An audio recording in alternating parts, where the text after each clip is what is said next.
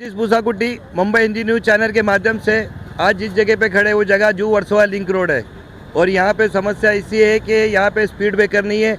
लोगों के लिए आने जाने के लिए इतनी तकलीफ है, 5-5 15-15 मिनट रुकना पड़ता है।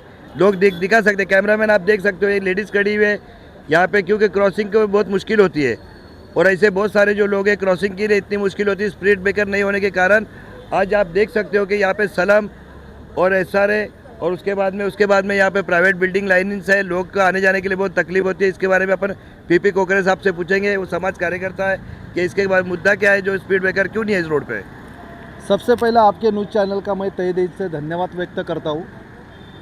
गेल्या वर्षभरापासून ह्या वर्सोवा लिंक रोड समोरच झाप क्लब आहे, बाळासाहेब सावंत मार्ग, आणि ह्या मार्गावरती गतिरोधक नसल्यामुळे आपण हा विषय महानगरपालिकेच्या निदर्शनात आणून देण्याचं काम केलं आहे।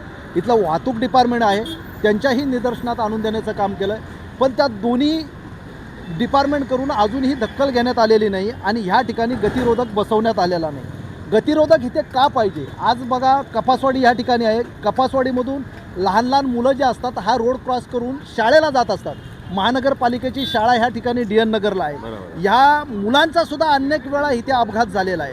पुन्हा इथे शौचालय आहे सार्वजनिक आणि इथे समोरच बसलेला आपला गणेश नगर आहे, 450-500 घर आहेत। इथून काही वयोवृद्ध महिला असतील, लहान मुलं असतील, रात्री अपरात्रीसुद्धा ह्या शौचालयासाठी रोड क्रॉस करून इकडे येत असतात। त्यावेळीसुद्धा भरधाव गाड्यांनी त्यांना उडवण्याचं काम केलेलं आहे। बऱ्याच वेळा अपघात त्यांचे झालेले आहे आणि इतकं होऊनसुद्धा महानगरपालिका आणि संबंधित जे वाहतूक विभाग आहे हे ह्याकडे दुर्लक्ष का करतंय हा आम्हाला प्रश्न पडलाय। मला तर असं वाटतं तुम्ही पत्रवारी केला नाही की आतापर्यंत? पत्रव्यवहार सुद्धा केलेला आहे, पण त्या पत्रव्यवहार महानगरपालिकेने वाहतूक डिपार्टमेंटला पत्र दिलेलं आहे की ह्या संदर्भात दोघांनीही एकत्ररित्या ह्या ठिकाणी पाहणी करावी आणि गतिरोधक बसवावा करून, पण त्यांना पाहणी करायला अजून वेळ मिळालेला नाही। कारण त्यांचा हेतू असा आहे कोणाचा तरी जीव गेल्याच्या नंतर हे जागे होणार आहेत।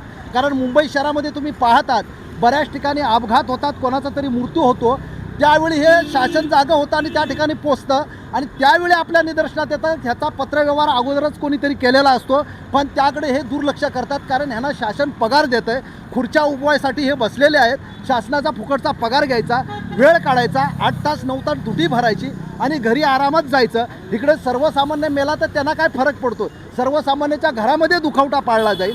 या सर्व ज्या गोष्टी होत आहेत ह्याचा बारकाईने नजर ठेवून महानगरपालिकेचे जे सहाय्यक आयुक्त आहेत अल्ले साहेब, त्यांना माझी विनंती आहे त्यांनी ह्या संदर्भात जातीने लक्ष घालावा।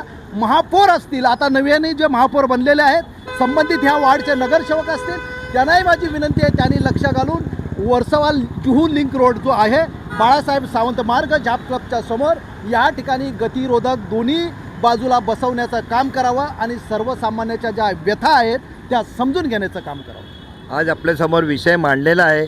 विषय असा होता की गंभीर विषय आहे की जू वर्सोवा लिंक रोडवर स्पीड ब्रेकरचा विषय जो पीपी कोकरे साहेबने आता मांडलेला आहे ते आपण कृपया करून आयुक्त जो आहे BMCचे कृपया करून याच्यावर लक्ष द्यावे आणि काम करावे। आणि जर ह्याच्यावरती लक्ष देऊन काम केलं नाही आणि ह्या ठिकाणी जर कोणाचा जीव गेला, अपघात झाला, छोटं मोठं जरी ॲक्सिडेंट झालं तर संबंधित विभागावरती गुन्हा दाखल करण्यासाठी FIR दाखल करण्यासाठी या रस्त्यावरच आंदोलन केलं जाईल, ह्याचंही प्रत्येकाने दखल घ्यावी। बराबर आहे।